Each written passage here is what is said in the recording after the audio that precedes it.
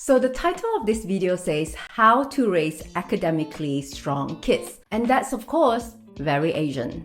I'm living between Malaysia and Singapore, and I know kids who go to tuition 5 to 7 days a week. And of course, not all the kids, but the majority of them would be attending tuition at least 2 to 4 times a week, and not because they're falling behind. Most of what they learn in tuition is more advanced than what they learn in school. So you can say that they do it to get ahead of other people. Why?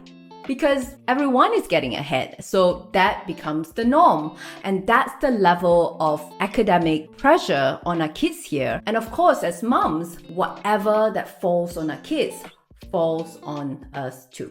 Beyond having to chauffeur them to and from classes, there's also that added pressure for us to groom our kids to excel academically. I'm a mom of 3 wonderful children and 3 businesses. And in this video, I just want to talk about a topic that I talk to other moms quite a lot actually, and that's on navigating this whole chaos of school and staying on top of academic progress of my children as a mom, and how to do it without the stress, the hair pulling, and the suffering.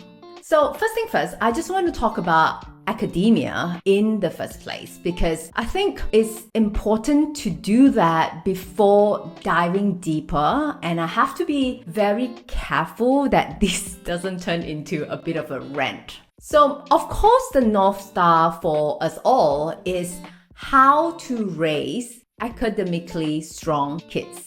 And that raises the question of what does academic success look like in the first place? And to me, good grades does not equal success, because I do not think that good grades are a good indicator of how intelligent you are or how prepared you are for life. I mean, don't get me wrong, I do have some tiger momness in me. I can't help it because I was raised that way. I do want to see my kids do well in school, but not based on grades alone.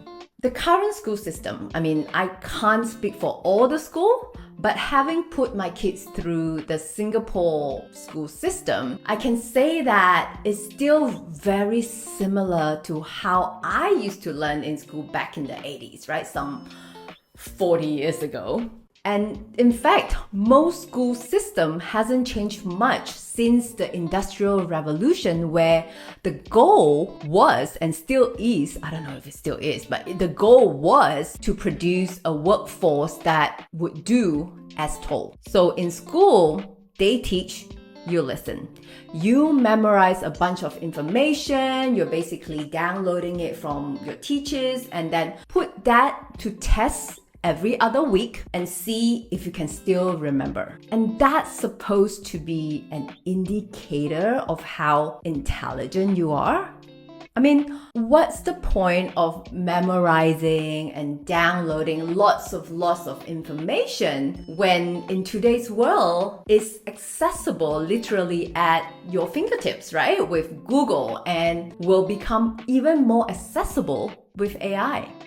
Yeah, so maybe hundreds of years ago when, it was cumbersome to carry around books, back then it would have been a good use of having an expanded memory store of knowledge. But now, that's just not the case. What's much more important is how you use this information.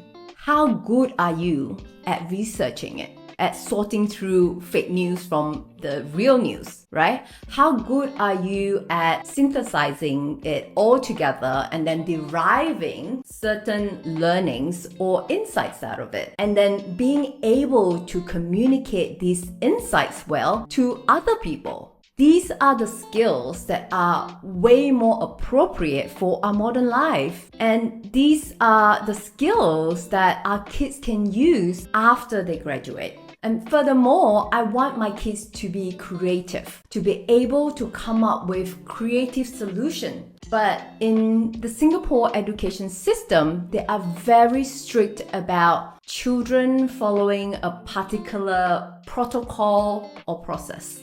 For example, in maths, they would teach you a certain formula, and if a child gets the answer correct and showed a logical working, but the formula that she used was not the one that their teacher taught them, then they would get marked wrong.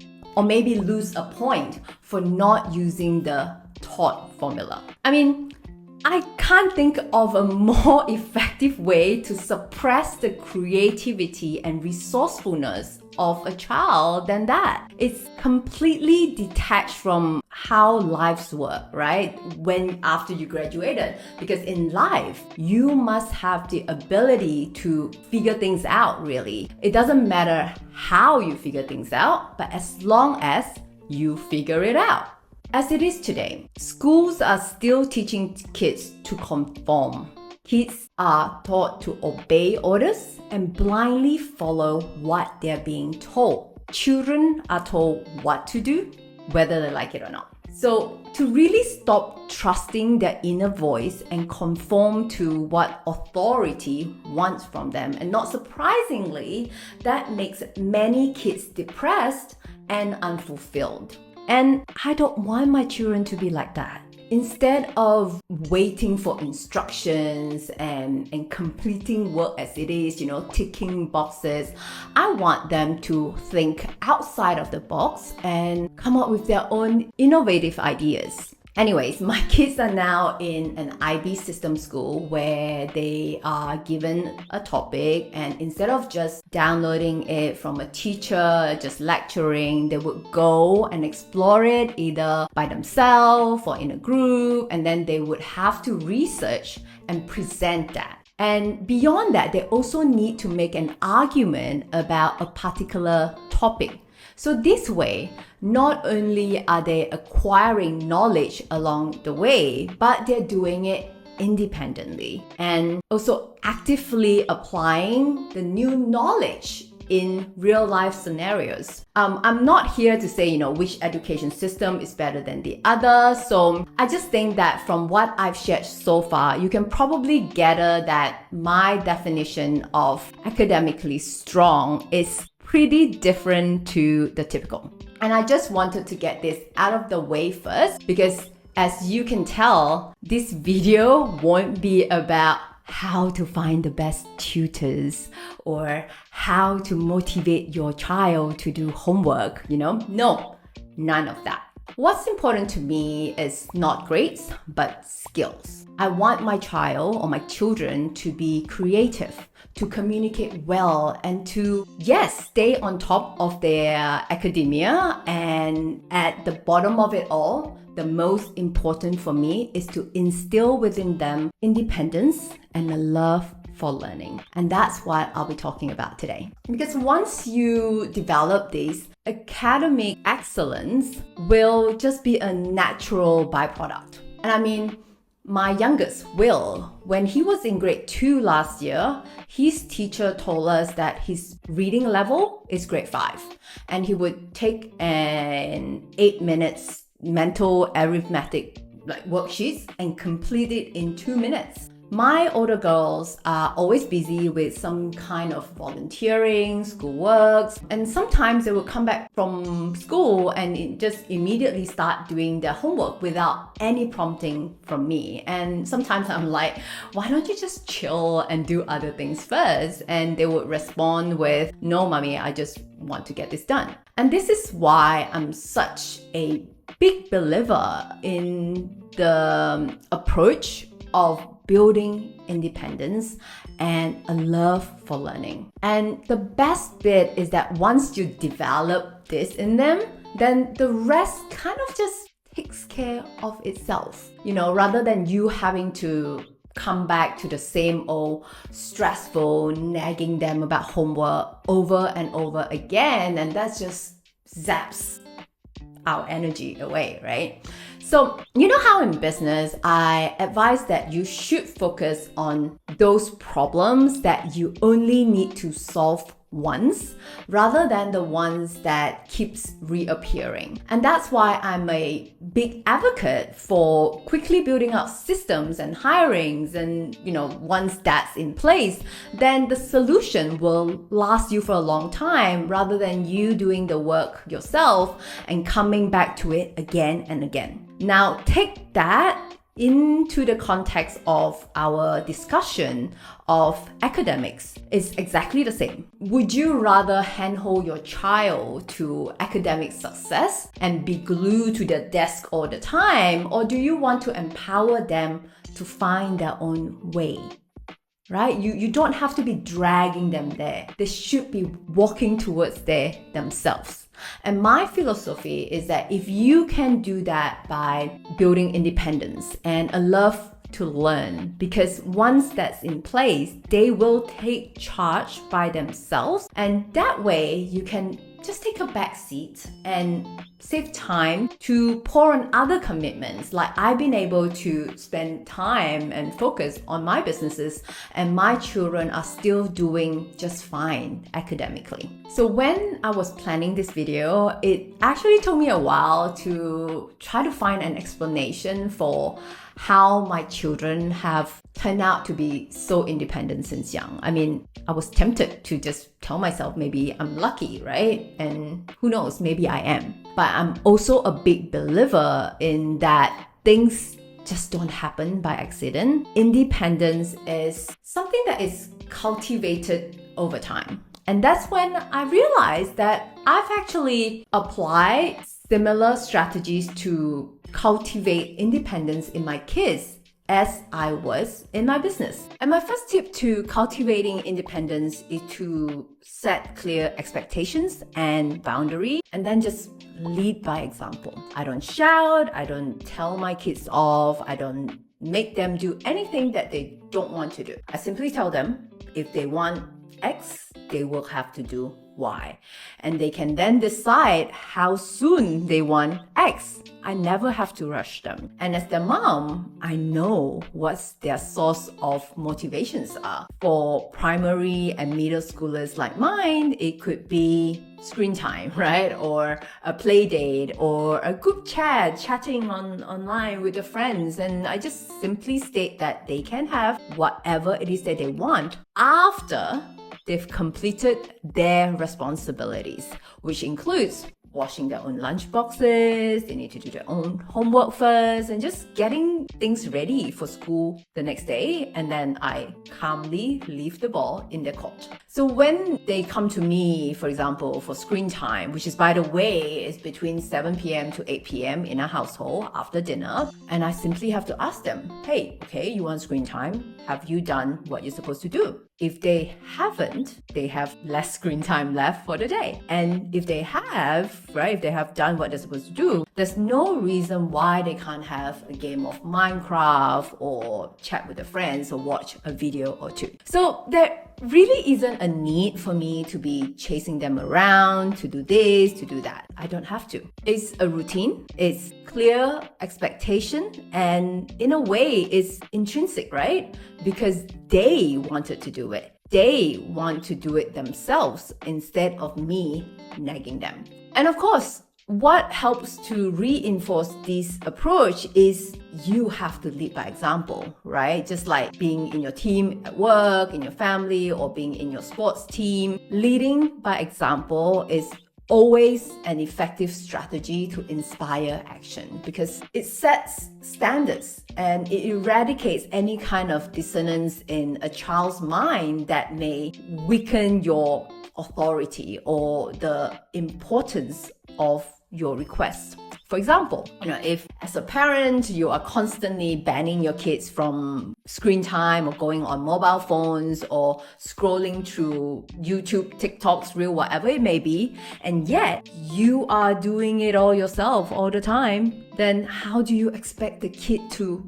act upon it? It just doesn't make sense, right? So you need to lead by example, and that's what plants a standard in your child's mind that they will begin to sort of meet with their own activities. And lastly, on the point of independence, it's a fact that true independence goes beyond just action. It can go into reviewing and assessing their own progress too, right? Especially if your child is older. Your child should be able to independently assess their own performance and then adjust it accordingly. This is something that I just learned last year. I realized this when my oldest daughter, Lauren, she sort of told me off. She told me one time, she was just fresh off doing something that she was quite proud of herself, and immediately I was like, you could have done it better this way. So she told me she didn't like it, and so what I've done now, instead of like, you could have done it better like that, and that makes me so proud, or that's good for you, and blah blah blah. Now I will ask my kids, like, every time they've done something, so are you proud of yourself? How do you feel about it? And then I ask them, do you see any areas that you could improve or do differently next time? And that's what I recently learned, that it's just so easy, right, for us to just jump in and say, you could have done so well here, or just immediately go, wow, good job. Our kids, they need to be self-aware. You want your kids to be able to start building some self-honesty in their own reflections, because recognizing something needs improvement is the first step to improvement. And that would apply to any domain, including their school grades. So often how I actually ask them now is, sometimes I go, how do you rate yourself 1 to 10? And how we make it fun and not like I'm judging them is that when we go out, we start rating everything now, right? How do you rate the movie? How do you rate that restaurant?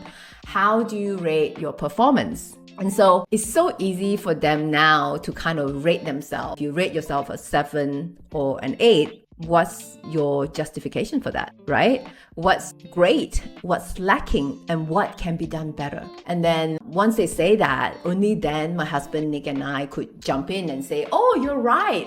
And maybe on top of that, have you also noticed that blah, blah, blah, blah, blah, right?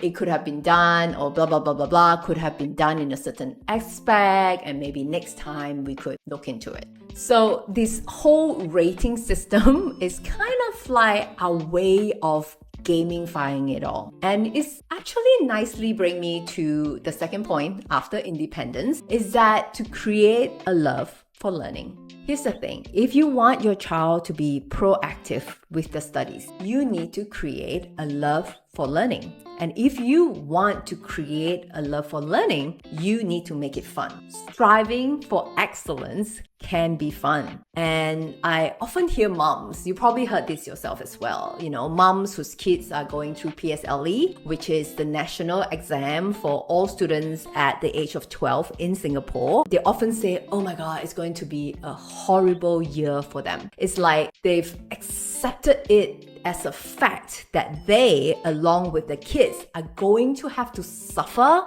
to do well in a test. So that's a mindset switch that I think that we all need to consider. Because if not, it is going to be a long-term belief that your kids are going to take on. A belief that they can't have anything good if they haven't suffered for it. Perhaps they might think if they don't suffer in their job, they can't be successful. If they don't suffer in a relationship, it's not a relationship worth having.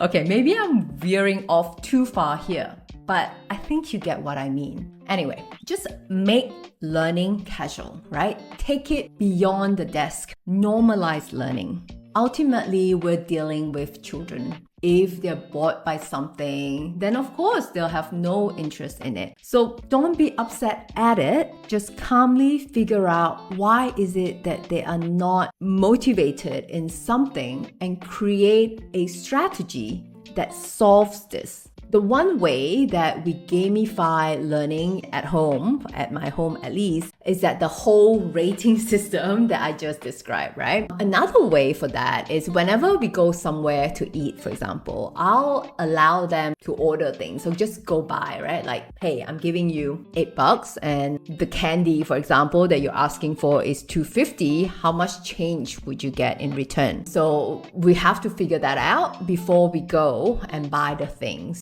So just little games like that whenever you go through your day, right? And this is where kids is motivated to want to find out the answer. And questions like this could be fun and it's based on real life situation. And this is a great way to build that love for learning that I really like. And that's how I try to raise my children to be independent in their own self-development. And as a result, that's how I'm able to not actively, but passively raise academically strong and well-rounded kids through independence and a love for learning. Of course, different kids are different and they each may need different approaches according to their age and personality. You just have to judge based on your own context, your own child, and see what works for you. Anyways, I love having these conversations with moms because it's just so fascinating how everyone has their own style and approach when it comes to raising kids